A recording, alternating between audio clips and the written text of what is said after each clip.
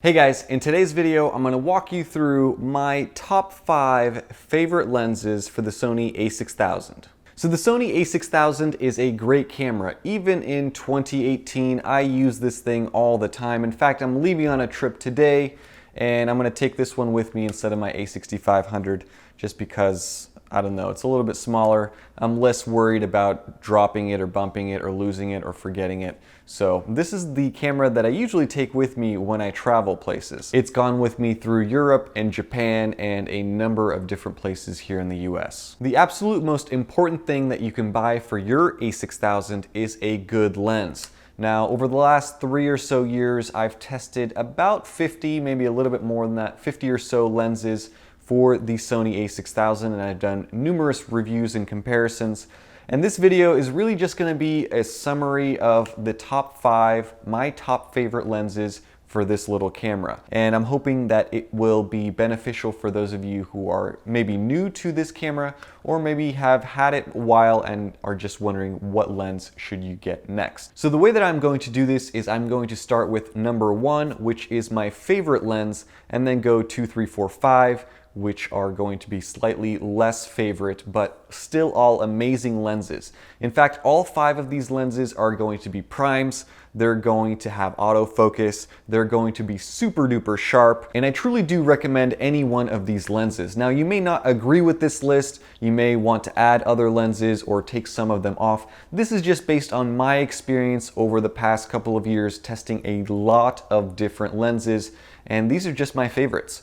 So the first one on the list is probably going to be somewhat of a surprise for some people, maybe not for others. It is the Sigma 16mm f1.4, and this is going to be a pretty bold statement, but in my opinion, this is the sharpest lens available for the Sony A6000. Let that sink in for a little bit.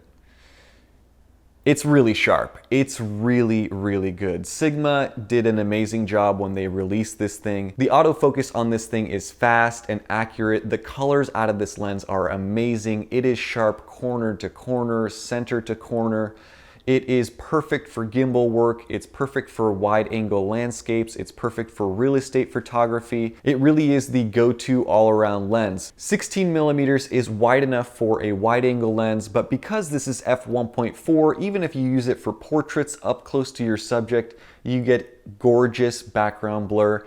And it is truly an impressive lens. The only thing that I can say about it is that if you're using it for vlogging, the autofocus does make a little bit of a noise, so you might hear that being picked up by the camera microphone. But beyond that, this thing is amazing, very well built, very easy to use. It's made in Japan. Because this is the widest lens on this list, it's probably going to be the most usable in most situations. Number 2 should come as no surprise for those of you who watch my videos regularly. This is the Sony 35mm f1.8. This is the lens that is responsible for 95% of my YouTube videos. It's the one that I use for this shot. In fact, I just had to switch over to the Sigma lens. What can I say about this thing? It is very compact, lightweight, has an amazing focus system internally. It's silent, it's accurate, it's very fast. It has built-in optical stabilization, so especially on the A6000, which doesn't have any stabilization built in, if you're recording video with this lens, it helps you a lot. And for photos, it stabilizes those small jitters to make sure that you get sharp pictures. When my wife and I went on a trip to Europe, this was the only lens that I took with me besides the kit lens. And honestly, I didn't even use the kit lens on that trip. This was the only lens that I used on the entire trip. So it's very versatile. You can use it indoors, you could use it outside. It's great for portraits, it's great for street photography, and it's great for any sort of video that you're doing. This is a great lens. I really can't say anything more positive about it, so definitely check this one out. My number 3 favorite lens for the Sony A6000 is this. This is the Sigma 30mm f1.4. Now, this is a lens that I bought back a long time ago, and recently I've been using it a lot more just because Sigma came out with a firmware update for it that has fixed a lot, or at least improved a lot of the autofocus issues that this lens had in the past. This thing is super duper sharp. When it came out, it was voted the #1 most sharp lens for the Sony E-mount system by DxOMark, if you guys trust them. In my side-by-side comparison between this lens and the Sony 35, it's clear to see that this lens is sharper and it also has better colors. 30mm is a little bit wider, so you get a slightly more usable focal length, and because this is f1.4, it lets in even more light and it produces an even creamier background bokeh when you are trying to shoot portraits with it. So this thing is great. It's also less expensive than the Sony 35. You really cannot go wrong with this thing, especially if you are using it to take pictures. Now, the only reason that I have the Sony 35 in front of this lens on this list is because of two things. Number one, optical stabilization. This lens does not have any sort of stabilization. If you have an A6000 and that's important, get the Sony. If you have an A6500, which has built-in stabilization, get this thing and you will be very, very happy with it. The second thing is the autofocus performance. While it is very much improved after the firmware update, the Sony 35 is still a little bit snappier and it's slightly more accurate, especially when you're trying to do close-up stuff. Number 4 on this list is a lens that really has surprised me. It's the lens that I most recently purchased. This is the Sony 85mm f1.8. This is a full frame lens, but it is amazing on your crop sensor A6000. It does not have built-in optical stabilization, so be prepared for that if you are shooting this on your A6000, but the images that this thing produces are simply stunning. Now, 85mm is equivalent to about 130, a little bit less than that on a crop sensor camera. So this is really only suitable for outdoor use, and for portraits and headshots, it is going to be very tight and tough to use indoors. This thing is amazing. It is by far my favorite lens for portraits on the A6000. It's not too big either.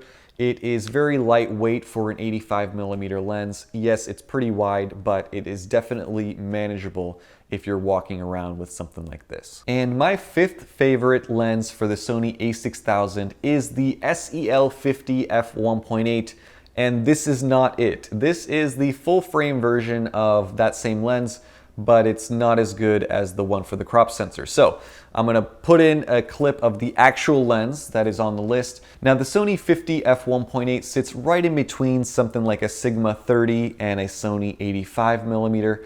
It's great for portraits. It's a little bit tight indoors. The great thing about the Sony 50mm is that it is inexpensive, it is lightweight, it's compact, it has built-in stabilization, it has great autofocus that is fast, accurate, and quiet, and the image quality coming out of that lens is simply amazing. For $250, you cannot buy a sharper lens than this. In fact, it is also sharper than the Sony 35mm in my comparison tests. Now, the reason that the Sony 50mm is last on this list is that I found, for me personally, the difference between the Sony 35, which I'm using to record this video right now, and the Sony 50mm is not that great. Yes, it's a 15mm difference, but it's not huge. I found that the Sony 35 was a lot more versatile, and while the 50 was better at portraits, it's still nowhere near as good as the Sony 85 is at portraits. So those are my top 5 lenses for the Sony A6000. You'll notice that 3 of them are Sony lenses, 2 of them are Sigmas. Rokinon makes a lot of great lenses, as do other companies, but really I think these are the top as far as sharpness and overall performance. Now, I would not recommend that you go out and buy all 5 of these lenses because I think you'd get a couple that were redundant. Obviously, on the wide end, the Sigma 16 really is in a class of its own. You need a good wide angle lens. This is the one to get. So that's for sure in my 3 lens collection if I were to narrow it down to 3. For portraits, it's a toss-up between the 85mm and the 50mm, one being about half the price of the 85.